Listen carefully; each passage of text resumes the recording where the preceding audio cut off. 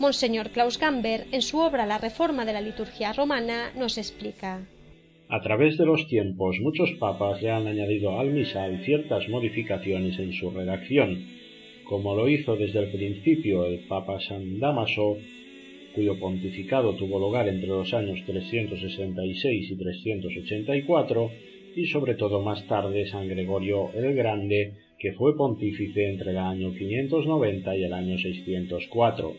La liturgia damaso-gregoriana ha permanecido en vigor en la Iglesia Católica Romana hasta la reforma litúrgica actual. Las modificaciones introducidas en el misal romano durante casi 1400 años no han tocado el rito propiamente dicho. Al contrario de lo que estamos viviendo hoy, solamente se trató de un enriquecimiento en las nuevas fiestas, en formularios de misas y en ciertas oraciones. Y ciertamente, desde San Gregorio Magno, se considera el texto, el orden y la disposición de la misa como una tradición sagrada que nadie se atreve a tocar salvo en detalles secundarios.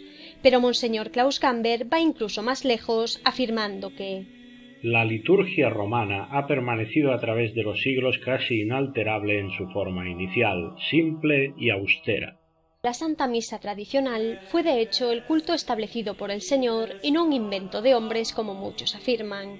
La Santa Misa fue considerada desde el principio como el primero y más sagrado de los tesoros de la cristiandad y, llegado el momento, de la denominada civilización católica, que existiría como tal desde que se instauró el catolicismo como la religión oficial del Imperio Romano en el siglo IV hasta el fin de la Edad Media. De esta forma, como explica Monseñor de Lassus en su obra La conjuración anticristiana, nuestro Señor Jesucristo era el doctor escuchado, el guía seguido, el rey obedecido. Sus derechos eran reconocidos oficialmente por los príncipes y por los pueblos, que lo declaraban hasta en sus monedas. Sobre todos estaba grabada la cruz, la augusta señal que el ideal cristiano había introducido en el mundo, que era el principio de la nueva civilización, de la civilización cristiana que debía regir, el espíritu de sacrificio opuesto al ideal pagano, al espíritu de gozar que había inspirado a la civilización antigua y pagana. A medida que el espíritu cristiano penetraba en las almas y en los pueblos, almas y pueblos subían dentro de la luz y dentro del bien. Ellos se elevaban y veían su felicidad a la altura a que los llevaba. Los corazones se volvieron más puros, los espíritus más inteligentes, los inteligentes y los puros introdujeron en la sociedad un orden más armonioso. El orden más perfecto trajo una paz más general y más profunda. La paz y el orden generaron la prosperidad, y todas estas cosas daban mayor espacio a las artes y a las ciencias, que son reflejos de la luz y de la belleza de los cielos.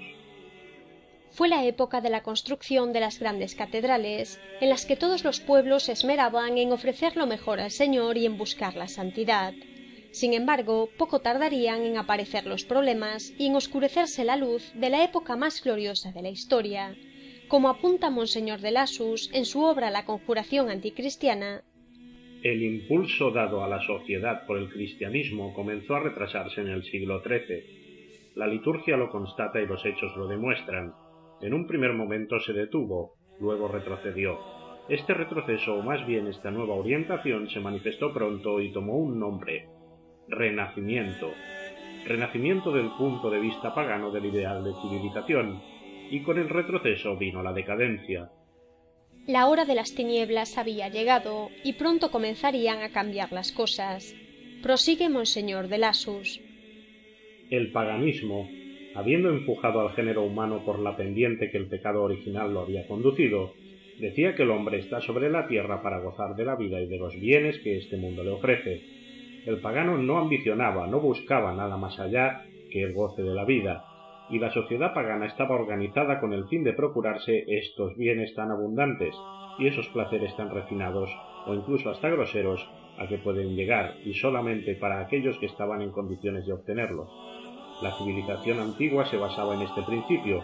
Todas sus instituciones se sustentaban sobre todo en dos pilares, la esclavitud y la guerra. Y ya que la naturaleza no era lo bastante generosa, y sobre todo porque en esa época no se había cultivado desde mucho tiempo y lo suficientemente bien para obtener todos los disfrutes deseados, El pueblo fuerte sometía al pueblo débil, y los ciudadanos hacían esclavos a los extranjeros e incluso a sus hermanos para proveerse de las fuentes de riqueza e instrumentos de placer. De esta manera, el paganismo, que fuera el instrumento satánico para la dominación de los pueblos y las almas, resurgía de sus cenizas. La santidad de las naciones católicas, que había resistido durante este tiempo las incursiones de las hordas paganas dentro de sus fronteras, comenzaba a tambalearse desde dentro, y la humanidad se veía obligada a optar de manera más consciente que nunca por uno de los dos bandos que estaban enfrentados desde la creación misma, tal y como explicaba San Agustín en su obra La ciudad de Dios. Dos amores fundaron dos ciudades. El amor propio, hasta el menosprecio de Dios, fundó la ciudad terrena, y el amor a Dios, hasta llegar al desprecio de sí mismo, fundó la ciudad de Dios. O dicho de otro modo, el egoísmo llevado hasta el menosprecio de Dios constituye la sociedad comúnmente llamada el mundo. El amor de Dios, llevado hasta el menosprecio de sí mismo, produce la santidad y puebla la ciudad celestial. La ciudad terrenal, la ciudad mundana, se iba a enfrentar de manera más directa que nunca con la civilización católica, la ciudad de Dios, al final de la Edad Media, y dicho enfrentamiento, cada vez más violento, llegaría hasta nuestros días en los que vivimos la aparente victoria de las huestes del maligno, que ya han doblegado y casi aniquilado a la Santa Iglesia católica. Pero en esta guerra todos formamos parte activa, seamos conscientes o no. Si durante nuestro tiempo en este destierro vivimos cumpliendo cada segundo la voluntad de Dios para con nosotros, tal y como siempre ha enseñado la Santa Iglesia Católica, y demostramos con obras que amamos a Dios hasta llegar al desprecio de nuestra propia vida, estaremos combatiendo en el ejército victorioso de Cristo, que aunque sufra las terribles penalidades de este destierro, terminará alcanzando la gloria de la salvación eterna. Si en cambio, durante nuestra vida terrenal, nos dedicamos a vivir según nuestro antojo y malgastamos el precioso tiempo que se nos ha dado en los placeres mundanos, demostrando que nuestro amor propio es tal que nos conduce hacia el menosprecio de Dios mismo, estaremos siguiendo el ejemplo de Lucifer mismo y, de manera consciente o no, militando en sus huestes, cuyos miembros serán irremediablemente condenados al fuego eterno en el juicio final. En el capítulo siguiente proseguiremos avanzando en la historia y explicaremos cómo se las ha ingeniado Lucifer para engañar y arrastrar a sus filas a la mayor parte de la Europa católica. Pero por favor no demoren su conversión hasta entonces. Estamos en medio de la batalla más sangrienta de la historia de la humanidad. ¿En qué bando quieren combatir? ¿Por Cristo o por Lucifer? Y si desean combatir por Cristo, ¿por qué hasta ahora se han comportado como si fuesen las mismas huestes del maligno? Recuerden que el infierno está lleno de buenos propósitos y de palabras bonitas, pero a Dios no le sirven las excusas. Este es el día del Señor, el tiempo de la misericordia. Si quieren servir a Dios, comiencen a ser santos hoy mismo, porque mañana puede ser demasiado tarde. Tal y como dice nuestro Señor en el Evangelio según San Mateo, capítulo 7, versículos 13 y 14. Ancha es la entrada y espacioso el camino que lleva a la perdición, y son muchos los que entran por ella.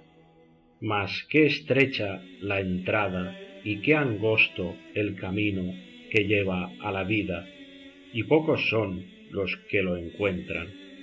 Crucen por la puerta de la salvación mientras ésta continúa abierta, porque un día será cerrada para siempre y entonces habrá llanto y rechinar de dientes. Somos Sanguis et Aqua, que la paz y sobre todo la verdad de Cristo estén con todos ustedes.